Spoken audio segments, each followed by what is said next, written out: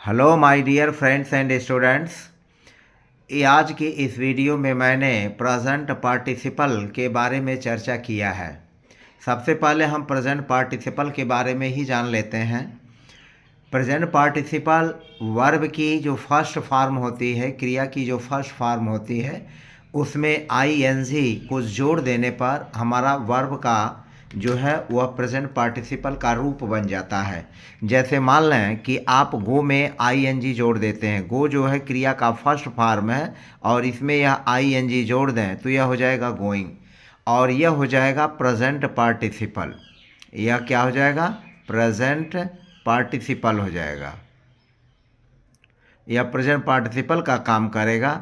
तो इस तरह से प्रेजेंट पार्टिसिपल जो वर्ब की फर्स्ट फॉर्म में आईएनजी लगा करके बनाया जाता है, तो यह प्रेजेंट पार्टिसिपल हुआ। अब हमने जो वीडियो लिया है, इस वीडियो में हमने प्रेजेंट पार्टिसिपल का यूज़ करके हिंदी वाक्यों को इंग्लिश वाक्यों में कैसे हम बनाएंगे, इसके बारे में हमने चर्चा किया है। तो यहाँ पर जो यूज किया गया है इस वीडियो में यूज किए गए वाक्यों के बारे में हम पहले चर्चा कर लेते हैं। इन प्रत्येक वाक्यों में दो काम हुआ है।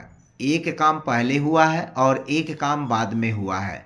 तो जो काम पहले होता है उसी की वर्ब के फर्स्ट फॉर्म में आईएनजी जोड़ करके हम उसको प्रेजेंट पार्टिसिपल का रूप दे देते हैं।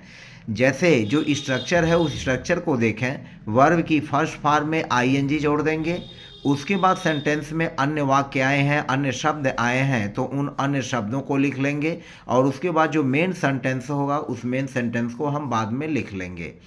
एग्जाम्पल के माध्यम से इसको समझते हैं। जैसे विद्यालय पहुंचकर मैंने पढ़ाई शुरू की। अब इस वाक्य में दो काम है। एक काम है विद्यालय का पर पहुंचना और दूसरा काम है पढ़ाई का शुरू करना। तो जो सबसे पहले हुआ क्या? पहुंचने का काम सबसे पहले हुआ है। तो जब सबसे पहले जो वर्क हुआ है, जो कार्य हुआ है, इसकी वर्ब को ही हम प्रेजेंट पार्टिसिपल का रूप दे देंगे। जैसे रीच मीन्स पहुंचना, तो रीच में आईएनजी जोड़ करके हम रीचिंग कर देंगे और रीचिंग का जो अर्थ निकलेगा वह निकलेगा पहुंच कर या पहुंच करके या पहुंचते हुए। जैसे गोइंग का मतलब हो जाएगा जाकर, फिर जाते हुए, जा करके, जाने के लिए। तो इस तरह से यह गोइंग का अर्थ होता है। यानी आईएनजी जोड़ करके हम उस वर्ब की हिंदी कई तरह से जो निकालते हैं। जैसे विद्यालय पहुंचकर मैंने पढ़ाई शुरू की, इसको हम ऐसे भी लिख सकते हैं, विद्यालय पहुंच करके मैंने पढ़ाई शुरू की। तो इस तरह के वाक्यों को हम कैसे बनाएंगे इसके बारे में आइए देखते हैं। पहला वाक्य है हमारा विद्यालय पहुंचकर। तो पहुंचकर में रीच लेंगे, रीच मीन्स पहुंचना और रीच में आईएनजी जोड़ देंगे। तो सबसे पहले हम लिखेंगे रीचिंग। एक दो वाक्य जब समझ लेंगे तो हमको आगे वाक्य बनाने में सुविधा रहेगी। विद्यालय पहुंचकर तो रीच में आईएनजी जोड़ लिया हमने। रीच मीन्स हो गया पहुंचकर, रीचिंग मीन्स हो गया पहुंचकर। तो सबसे पहले लिखा गया रीचिंग और कहाँ पहुंच रहे हैं? स्कूल। तो यहाँ पर हो जाएगा रीचिंग स्कूल और फिर यहाँ लगा लेंगे हम कामा। तो यह पहले काम हुआ, विद्यालय पहुंचने का काम हुआ पहले, तो विद्यालय पहुंचकर रीचिंग स्कूल। मैंने पढ़ाई शुरू की, I started reading. I started reading. तो इस तरह से या पहले वाक्य को इस तरह से हम प्रेजेंट पार्टिसिपल का यूज करके इस वाक्य की ट्रांसलेशन हिंदी से इंग्लिश से हिंदी में कर लेंगे। विद्यालय पहुंचकर मैंने पढ़ाई शुरू की, reaching school I started reading. फिर दूसरा वाक्य देखें, घर आकर मैंने पानी पिया। इसमें घर आने का काम पहले हुआ है और पानी पीने का काम बाद में हुआ। एक बात और ध्यान में रखेंगे, हम प्रेजेंट पार्टिसिपल का यूज़ तभी करते हैं जब दोनों काम साथ साथ चलते हैं। जैसे घर आना और पानी का पीना, नियर अबाउट, इसमें टाइम गैपिंग बहुत कम है। यानी टाइम की गैपिंग कम है। एक कार्य समाप्त हो रहा है कि दूसरा कार्य तुरंत शुरू हो रहा है। घर आया और घर आकर के मैंने तुरंत पानी पिया, ऐसा नहीं है कि 4 घंटे के बाद पानी पिया, तब वह जो है इसका यूज दूसरा हो जाएगा, तब वो प्रेजेंट पार्टिसिपल नहीं रह जाएगा। जब टाइम गैपिंग ज़्यादा होगी तो वहाँ तब होगा, प्रेजेंट पार्टिसिपल का यूज नहीं होगा। घर आकर तो इसको लिखेंगे कमिंग होम। कमिंग होम, घर आकर के मैंने पानी पिया। यहाँ पर कामा लगा लेंगे होम के बाद। मैंने पानी पिया, I drank water. I drank water. फिर तीसरा वाक्य देखें, दोपहर का खाना खाकर मैं सोने चला गया। यानी खाना खाने और खाने के बाद सोने जाने में कोई टाइम इंटरवल नहीं है। खाना खाया कि तुरंत मैं सोने चला गया।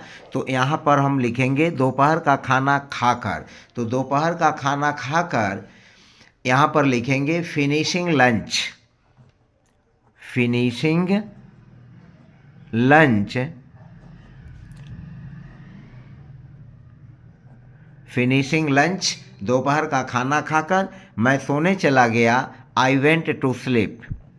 आई वेंट टू स्लीप, मैं सोने चला गया। यहाँ पर मेन वर्ब हमारा वेंट है और इन जो है स्लीप के पहले टू लगा करके हम इसको इन्फिनिटिव बना देंगे। एक वर्ब के बाद जब दूसरी वर्ब आती है तो दूसरी वर्ब को हम इन्फिनिटिव बना देते हैं। तो finishing lunch I went to sleep, खाना खाकर यानी दोपहर का खाना खाकर मैं सोने चला गया।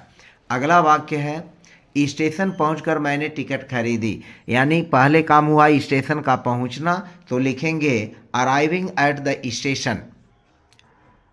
स्टेशन पहुंचने के लिए हम अराइविंग का यूज कर लेते हैं, अराइविंग एट द स्टेशन यहाँ हो जाएगा। और फिर तब क्या किया उसने, मैंने टिकट खरीदी। तो मैंने टिकट खरीदी arriving at the station. Arriving means पहुंचकर, फिर हुआ स्टेशन पर, एट द स्टेशन। तो अराइविंग एट द स्टेशन मैंने टिकट खरीदी। यह पास्ट इंडेफिनिट टेंस का सेंटेंस है। तो आई बॉट, मैंने खरीदी a ticket. I bought a ticket. तो स्टेशन पहुंचकर मैंने टिकट खरीदी, arriving at the station I bought a ticket. पांचवा वाक्य है बाजार से लौटकर मैंने खाना खाया। बाजार से लौटकर, तो यहाँ सबसे पहले हम लिखेंगे लौटकर, और लौटकर के लिए लिखते हैं रिटर्निंग। तो यह हो जाएगा रिटर्निंग, और रिटर्निंग के बाद कह रहा है बाजार से। तो यहाँ पर अलगाव हो रहा है, तो अलगाव के लिए हम फ्रॉम प्रीपोजिशन का यूज करते हैं। Returning from the market, returning from the market, यह हो गया। मैंने खाना खाया, मैंने खाना खाया, तो आई टुक फूड, आई टुक फूड, मैंने खाना खाया। तो returning from the market I took food, मैंने खाना खाया। छठा वाक्य सुबह जल्दी उठकर मैं सैर पर गया। तो यहाँ पर जो है सुबह उठने का काम पहले हुआ है, तो उठने के लिए हम लिखेंगे वेकिंग अप। यहाँ पर हो जाएगा वेकिंग अप, ये यूज हो गया वेकिंग अप, उठकर, सुबह जल्दी उठकर, तो अर्ली। वेकिंग अप अर्ली, सुबह जल्दी उठकर, मैं सैर पर गया, I went for a walk, I went for a walk. यहाँ अ वॉक लिख करके वाक्य को नाउन बना दिया गया। तो waking up early, I went for a walk, मैं सैर पर गया यानी मैं टहलने चला गया। टीवी देखते हुए मैंने चाय पी। टीवी देखते हुए मैंने चाय पी, यानी टीवी देख भी रहा है और चाय पी भी रहा है, दोनों काम साथ साथ चल रहे हैं। तो यह हो गया टीवी देखते हुए, watching TV, watching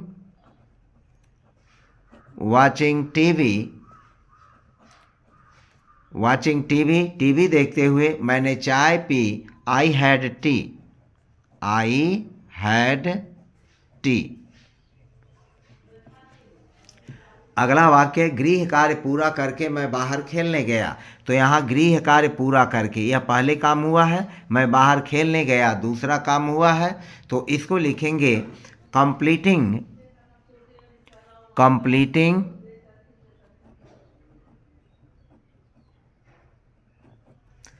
completing homework, गृह कार्य पूरा करके, कंप्लीटिंग होमवर्क, गृह कार्य पूरा करके मैं बाहर खेलने गया। तो आई वेंट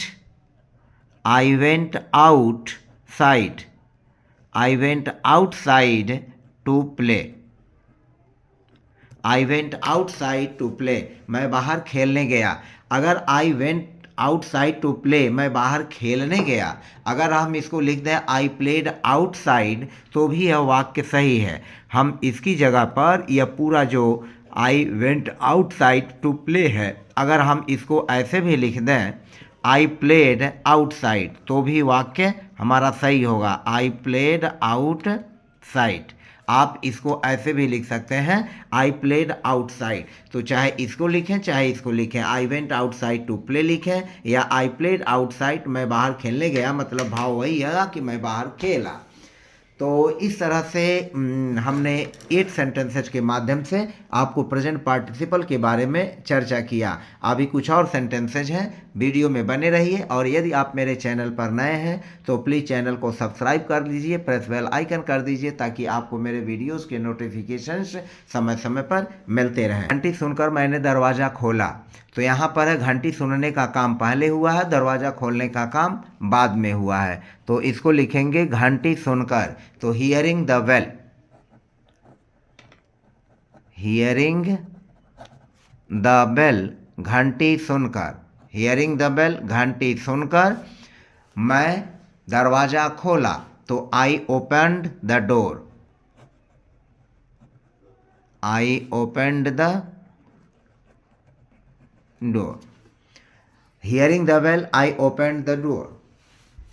फिर हमारा अगला सेंटेंस है मंदिर पहुंचकर मैंने प्रार्थना की, तो मंदिर पहुंचने का काम पहले हुआ, तो पहुंच करके के लिए लिखेंगे रीचिंग, और कहाँ द टेम्पल, तो reaching the temple, reaching the temple,